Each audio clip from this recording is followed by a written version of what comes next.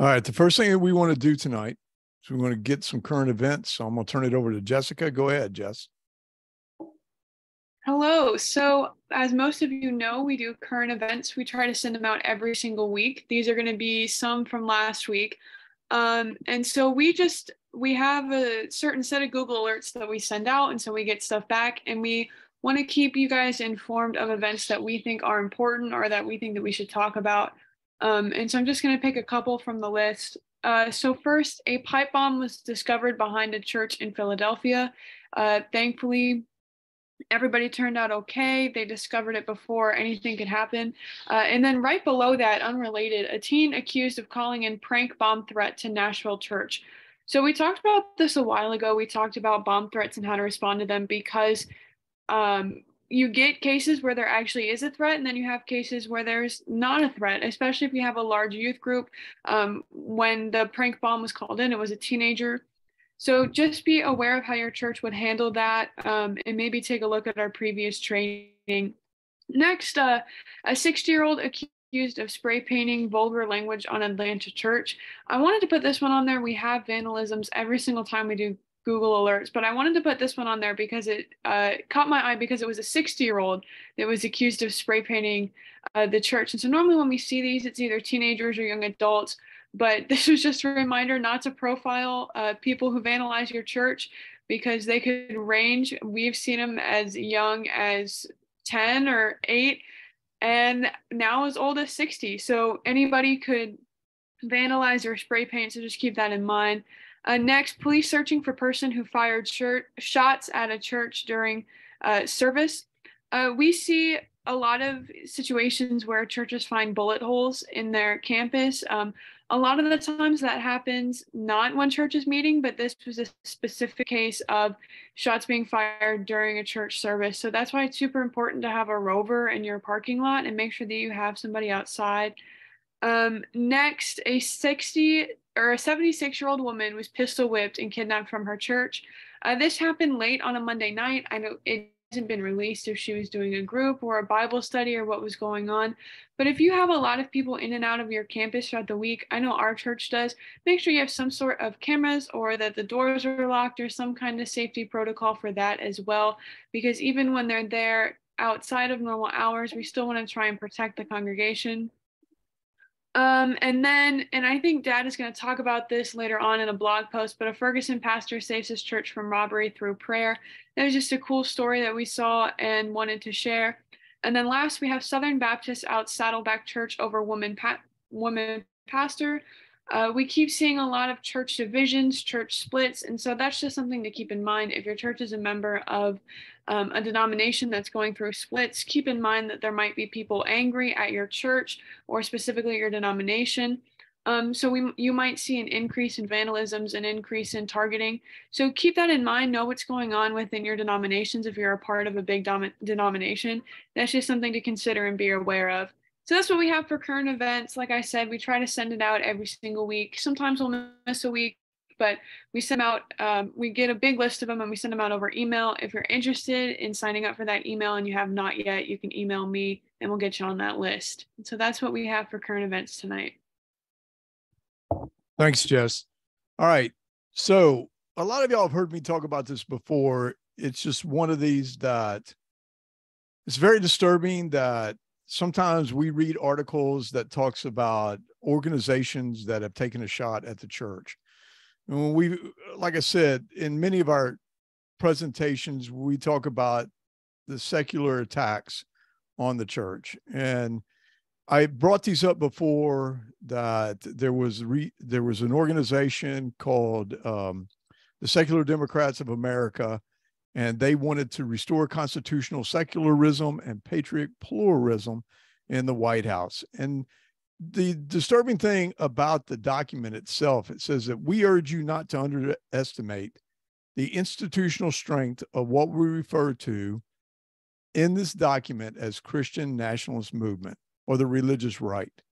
This movement is well organized, well funded, and its manifestations of its extreme and sectarian agenda is constantly displayed under the Trump-Pence administration. They go on to say its political ideology is its political, I'm sorry, ideology is anti-democratic, anti-scientific. It provides constant cover for white supremacy. All right. That's just, it's just really ridiculous. Then January 6th, Time Magazine did an article that said that this might be the first wave of Christian nationalist violence. And it just goes in and continues to talk about how white Christians or races or the church itself is a cover for racism. So it's just these constant attacks. And then, of course, like the attacks on the Catholic churches approach 300 incidents since May 2020. And there was not a lot of investigation going on during that time frame. So it was really kind of concerning when we would see these things. But then also, I'm going to play a clip here from Tucker. Tucker even talked about it a lot, especially after the Roe v. Wade overturn, of how attacks on churches started to increase. So I'm going to play this video clip for you right now. This was the scene at a Sunday Mass in Los Angeles. Respect us. Respect us. Respect us. As you guys want respect, we want respect too. I understand that. Get out of here. Get out of here. I do. Disrespectful. You know what? I understand completely. I understand. We are with you.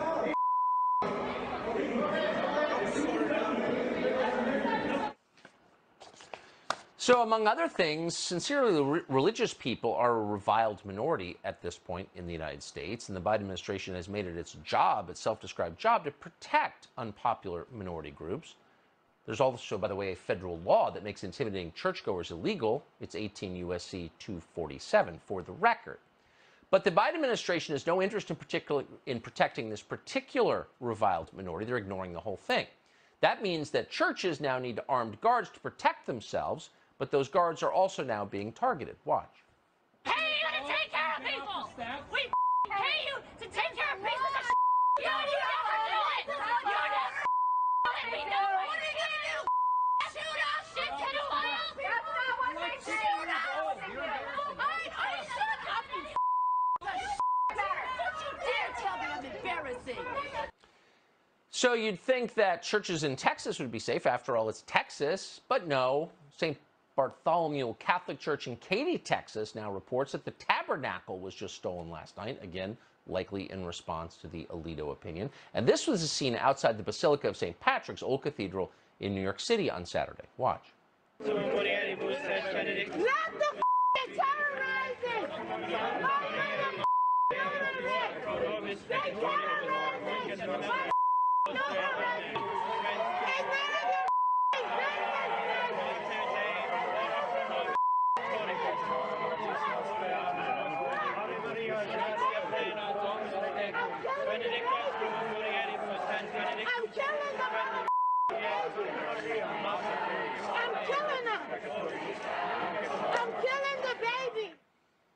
I'm killing the baby. Could you get away with that outside any other religious center, any other group of worshipers? Probably not. It's about attacking Christianity because Christianity stands in their way. MSNBC just comes out and says it. Watch. The Christian right's decades-long push to revoke abortion rights is just part of their broader agenda. Well, what else? What else do they want? What else is at stake? This is not just about abortion. This is about a much broader set of issues that really are about a kind of white Christian right worldview. It's very important for us to recognize that it is Christian extremism that is at the root of the shame and the stigma that allows laws like this to pass, that allows justices like this to be confirmed. Discovered that they could manufacture and then channel their moral outrage toward abortion, creating a new litmus test for conservative politicians. References to God and Christian beliefs are often invoked in these political instances, with some saying outright that they believe America is a Christian nation. So they're mad not really just at Alito, but at Christianity and Christians, believers, people of faith. They have been for a long time, but it's weird if you think about it. Why are liberals angry at Christianity? You wouldn't think they would be. Christianity has been the single greatest force for human rights in history. In fact, the Western understanding of human rights, our understanding of human rights, all of us, atheists included, is based on Christianity. That's where it comes from. Christianity is the reason we don't have slavery and segregation and children working in factories. Christians did that. So if you're a sincere liberal, it would seem odd to hate Christians. But the totalitarians always do hate Christians. The Soviets killed the priests first. So did Mao. During the Spanish Civil War, the communists subjected a statue of Jesus to a symbolic execution in front of a firing squad. It was one of the first things they did within weeks of the war breaking out. Here's the picture on your screen. Shooting Jesus. It tells you everything. So modern liberals hate Christianity not because it's repressive, but because they are. Any religion that puts God before government is by definition a threat to their power. Most offensive of all, Christianity specifically rejects their most cherished dogma, which is racial hierarchy. The Christian message is the opposite of the equity agenda. Christianity describes a universal brotherhood of man, every person created in God's image, and therefore, for that reason, morally equal. That is gravely disempowering for the left. So when we see things like this, and then it just continues, here back in a few months back, there was this article from The Atlantic, and it talked about how the rosary became an extremist symbol. And it says, just as the AR-15 has become a sacred object for the Christian nationalists, in general, the rosary has acquired a militaristic meaning for radical traditional Catholics. On this extremist fringe, rosary beads have been woven into a conspiratorial politics and absolute gun culture. Catholic cyber militants that actively campaign against LGBT acceptance in the church, and rosary as weapon memes. One Catholic online store sells replicas of rosaries issued to American soldiers during the First World War as combat rosaries. Well, not to be outdone, the Federalists came out, another organization said, yes, the rosary is a weapon.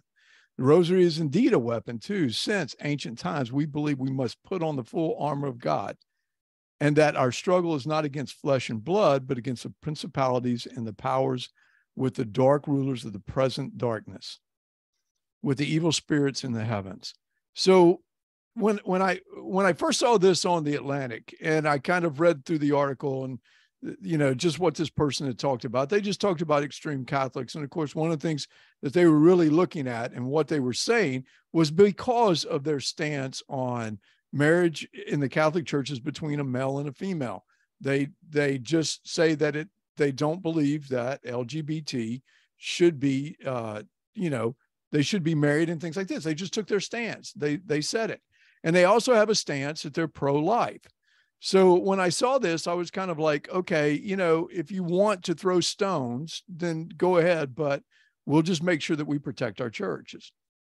Well, then out of the blue, last week, Fox News was one of them that said the Virginia State Attorney General, Jason Miyares, and 19 GOP state attorney generals are demanding answers from the FBI and the Justice Department and threatening legal action after a leaked internal FBI memo revealed that the agency had efforts underway to identify and treat Catholics as potential terrorists.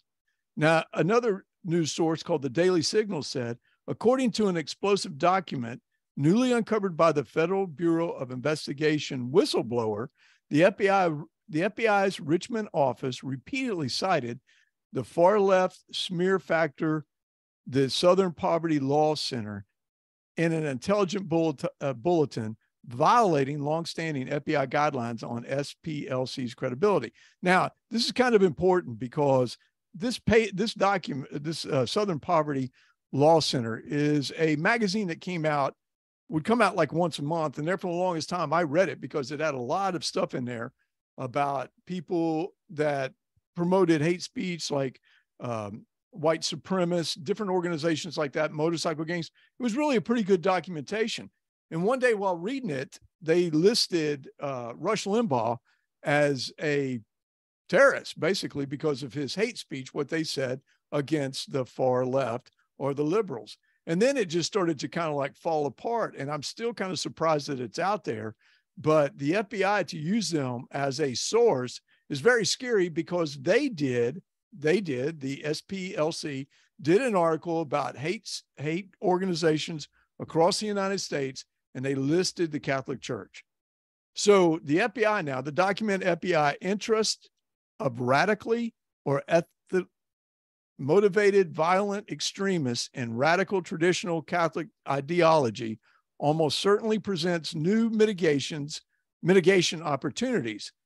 And they went on to say that the memorandum deploys alarmingly detailed theology distinctions to distinguish between the Catholics whom the FBI deems acceptable and those it does not. So in other words, the FBI is deciding which Catholic church is better than the other one, or which one is legal and which one is considered a terrorist organization.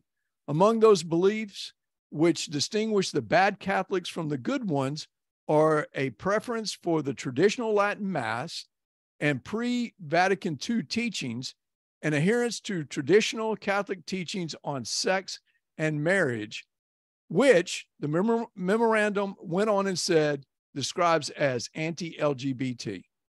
Says the AG states that are defining which Catholics are the dangerous ones, the memo process dealing with the bad Catholics through the development. Now, this is very important right here. This is one of the things that caught my eye. It says the development of sources with access.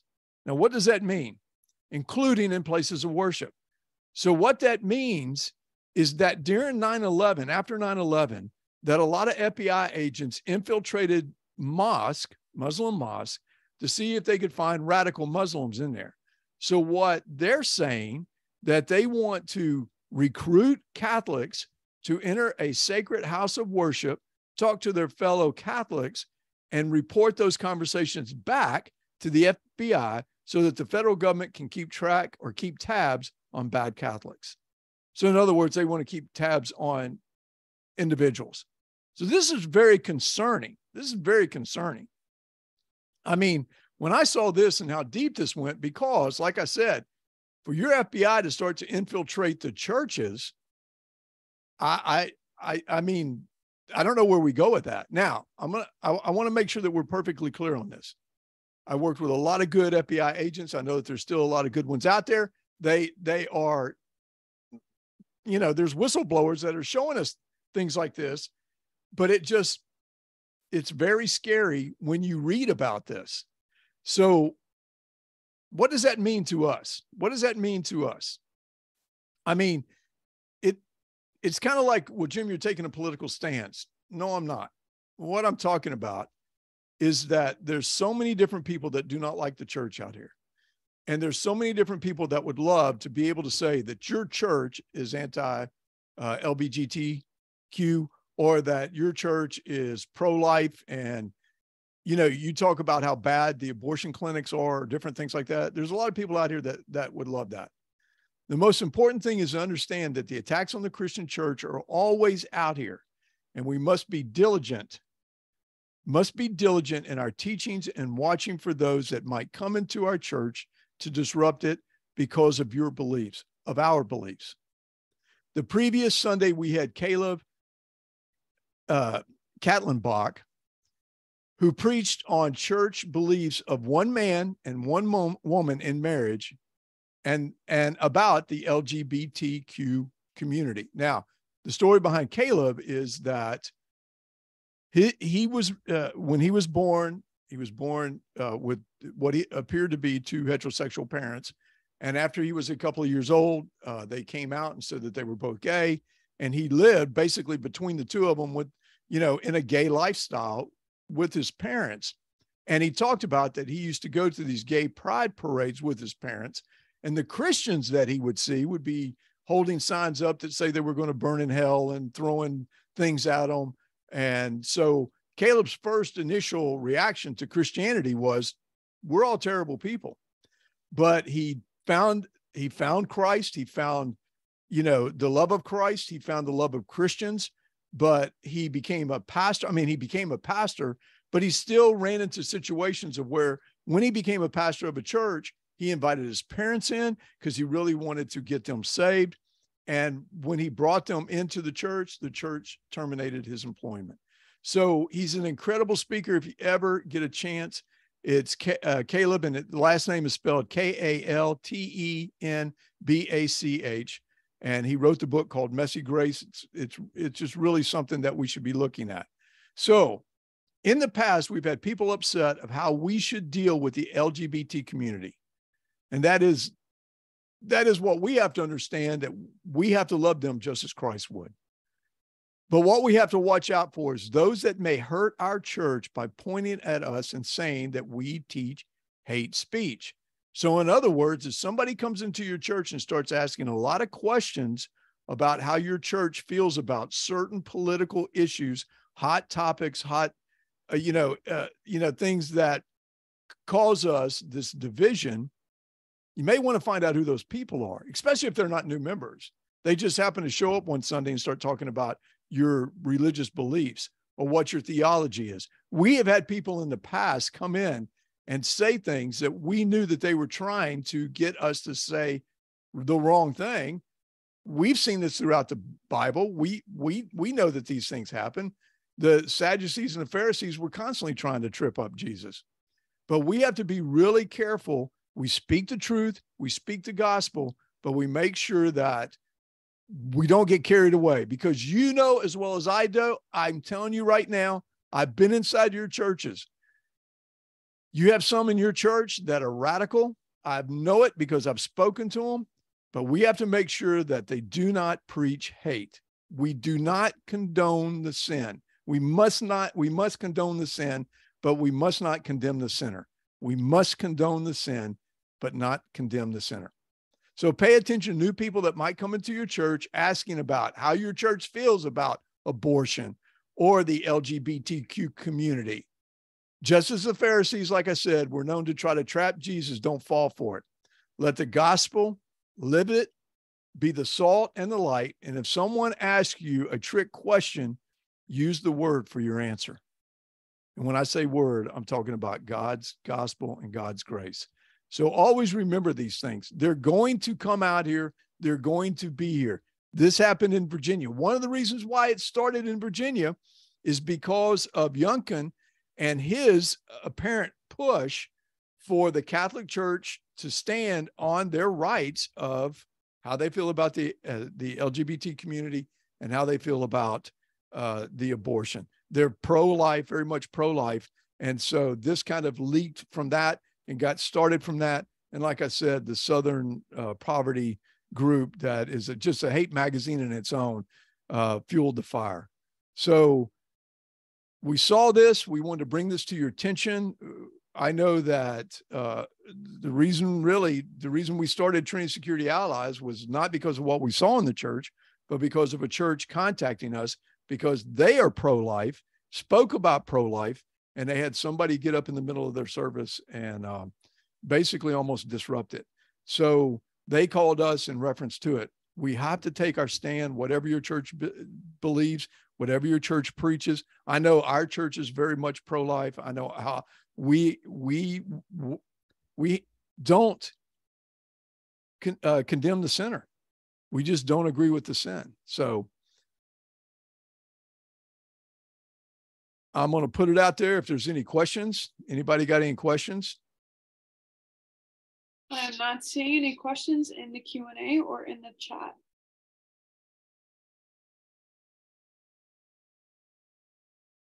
All right. Well, I'm going to go through some of our stuff. I want to talk about a new program that we're kind of kicking out here. We're talking about personal safety, and we want to get into the churches and ask you to start promoting this, because we as a safety team are able to protect the members of our church for an hour. And then after that, they go out on their own. And so we really want to start teaching personal safety. So that is to what to look for, body language, situational awareness, threat profiling, all these different things. And we want to do it with the churches, and we want to do it with the whole congregation. whoever's listening right now, y'all must understand that so many times we go to the churches and the only people that are there are the safety team members, instead of having the whole church there, because we need to become that community of awareness. We need to be paying attention to where we're at all times. We need to just be focusing on making sure that everybody is safe everywhere. So we have our membership, our church safety security membership training, which is $300 a month or $3,000 a year.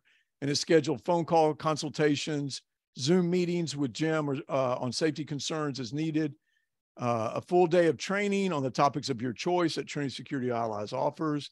If in Tampa Bay, 2 weeknights can replace a full day of training. Outside of Tampa area, travel is not included. Access online training, members meeting for the team, and then discounted tickets for the conference. Church Safety Consultant membership, we're doing something new. This is $75 a month or $750 for the year. And what that includes is scheduled phone calls through Zoom so we can talk about concerns and needs, discounted tickets for your team to the conference, and access to online membership meetings for your team. And then, of course, we have just the individual, which provides, okay, let me back up here a second. We've started something new, which is called a national partner. We've become national partners with USCCA. They're setting up stuff across the United States. And this is how we handle this. This is a sponsored event. It's minimal cost to the church, but it provides a minimum of 60 pre-registered and prepaid attendees to avoid travel costs. So if we come out of state and you can put together a church with 60 pre-registered people, then this really doesn't cost you anything at all for your church. If it's under 60, then the church will invoice reasonable travel expenses.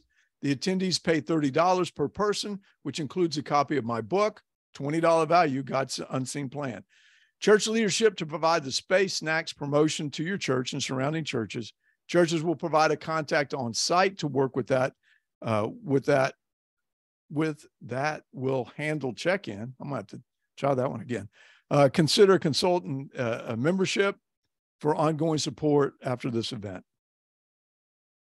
And of course, then we have our online training membership, which is individuals $25 or $250 for the year. And that allows you to access to the library, discounted tickets to events, and join an online member Zoom, which is going to be March the 16th, 2023.